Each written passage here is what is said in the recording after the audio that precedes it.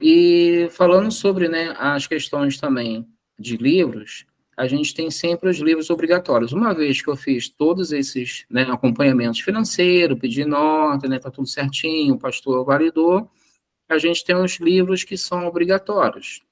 Muitos deles são hoje digitais, né? Tem sistemas, né? Então fica muito mais fácil. É o livro caixa, que esse é o principal, né? Caso a instituição não tenha contabilidade regular, ele precisa ter o livro caixa, que é justamente a movimentação financeira. Quando a gente faz a pergunta, né? Uma pergunta assim que é de ouro, dica de ouro, para a gente saber se o pastor, né? Ou a diretoria tem acesso a todas as informações financeiras, a gente pergunta: pastor, né, ou tesoureiro, você sabe exatamente quais são os gastos da igreja? Muitos deles acabam ficando um pouco na dúvida.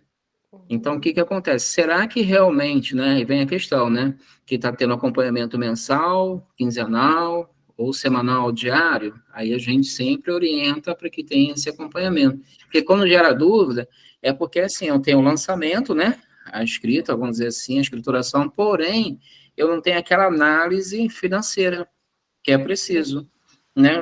Tudo que eu ganho, será que é suficiente? Ou melhor, todas as receitas, é suficiente para poder pagar as contas? Aí hoje eu posso dizer que sim, mas no futuro, se eu tiver investimento, será que eu vou ter? Então, dessa forma, a gente precisa ter esse acompanhamento.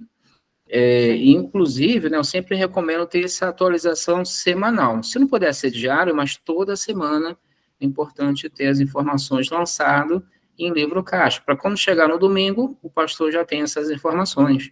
Quando ele perguntar quanto que eu tenho de gasto nessa semana, aí justamente a gente vai ter essa informação para poder responder quando a gente tem esse controle, que é muito importante.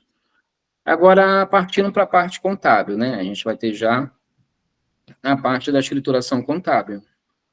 Então, o livro diário, o livro razão, são livros que é muito importante para a contabilidade, para possuir justamente, né, o balanço, o balancete, a DRE, o acompanhamento da igreja.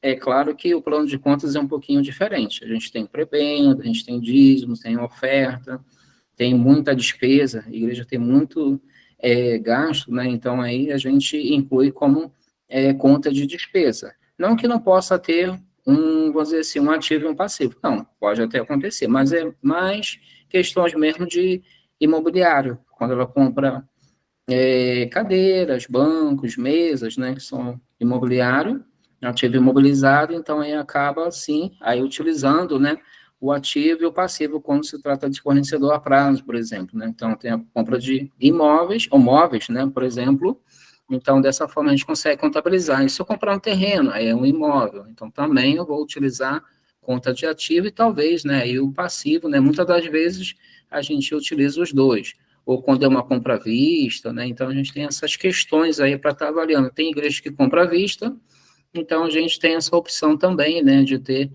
mais o ativo, né? Então a saída vai ser pelo caixa ou pelo banco, aí vai ter que analisar, mas é importante ter esse acompanhamento também. Então, quando a igreja ela passa do livro caixa para o livro razão, ela já tem já uma outra visão dos livros, né? Até mesmo de informação para ela poder tomar decisões. E quando a gente tem essa informação, aí fica muito mais fácil o seu crescimento. Porque, assim, quando a gente tem 10, 20, 30, 40, até 50, 60 membros, fica fácil.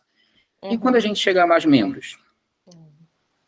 Aí é que é o desafio, né? 100, 200, 300, né? Então, tem igrejas que têm, por exemplo, 1.000 membros, né? Eu quero ter uma matriz, uma filial, né? Então, aí eu preciso ter justamente essas informações para tomada de decisão. O livro Ata, né? É o livro muito utilizado, né? A gente até falou sobre o livro Ata.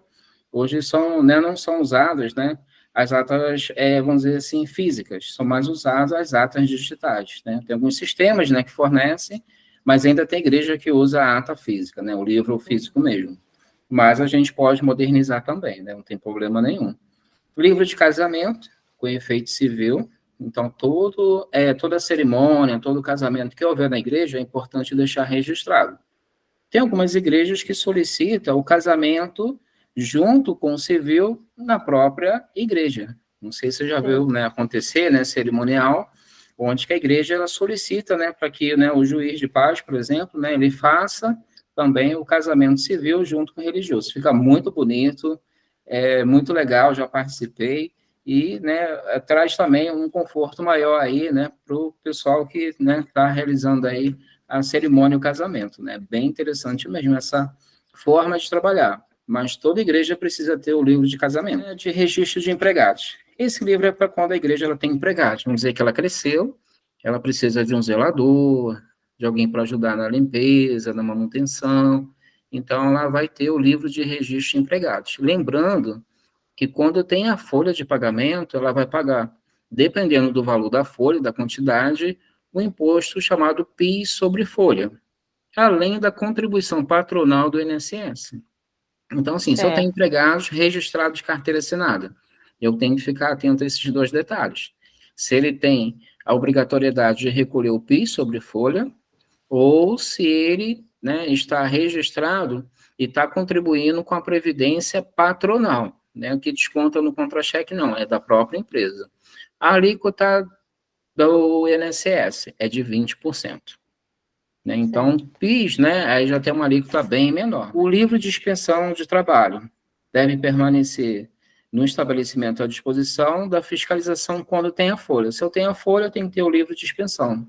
Ah, tem uma fiscalização, tem o Ministério do Trabalho, eu tenho aqui, de repente, o livro guardado, né, para poder receber fiscalização, então eu vou ter esse documento justamente se caso acontecer, né, do Ministério do Trabalho aparecer na igreja. Hoje, vamos dizer assim, que a fiscalização é mais eletrônica, mas pode acontecer do fiscal ir até a igreja em caso, né, se de repente tem alguma inconsistência na folha, ou de repente, né, alguma informação que eles precisam, né, tá indo até presencialmente, né, à igreja para poder verificar. Então, quando geralmente tem alguma questão aí para poder estar, de repente, fiscalizando, ou alguma forma, né, que alguém, né, possa estar ligando para o Ministério do Trabalho e está trazendo a fiscalização até o estabelecimento, né? Muitas das vezes também pode acontecer, não, vou ligar para o Ministério do Trabalho, né, para poder ir lá na igreja, para poder, né, ver sobre questões de folha, por exemplo, né?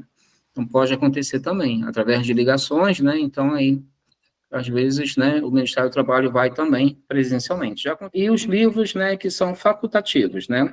É o de tesouraria, que é bem semelhante ao livro caixa, né? Muitas igrejas têm tesouraria, e também o livro de contribuição mensal, que são dízimos, ofertas, né? Então, muitas das vezes, quando eu tenho um livro caixa, aí fica facultativo de contribuição, só, né, de contribuição mensal de todos os membros. E o rol de membros?